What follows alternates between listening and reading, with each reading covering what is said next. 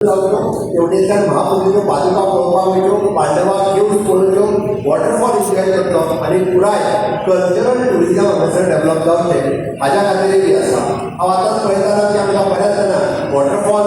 उरलेले 3 म्हयने आमकां वॉटरफॉला वयल्यान सुद्दां पळोवपाक मेळना, बट आमची सरकारची जी आसा की it should be the 365 days वॉटरफॉला वयल्यान उदक जें आसा हें कंटिन्युअसली करपाक जाय आनी तोच प्रयत्न एकंदर आमकां हांगासर आसतलो। हे उदक हे 365 पडटलें बिकॉज ब्युटिफूल वॉटरफॉल हो एन्जॉय करता लोकांनी पळोवचो म्हणून तेजेर आसतलो सुंदर पूल हो एकदम ब्युटिफूल आसतलो। In future this will be आमी जेका म्हणटा हो बऱ्यांतलो बरो व्हॅल्यू हो for the destination value destination event करपा खातीर हो व्हॅल्यू करतलो। म्हणजे it is not just a touristic attraction but आमी जे म्हणटा की रुद्रेश्वर देवस्थानाच्या खातीर एक आर्थीक सहाय्य दिवपी असो हो प्रोजेक्ट आसतलो। एकंदर सरकाराच्या बरोबर हो प्रोजेक्ट करता आसतना म्हणजे पुराय ह्या प्रोजेक्टाचे ओवरऑल देखरेख करप तितकीच म्हत्वाची आसा। आमी प्रोजेक्ट करून दिलो म्हणून जावचो इन फ्युचर हाजी मेंटेनन्साक तितकेच पयशे लागतले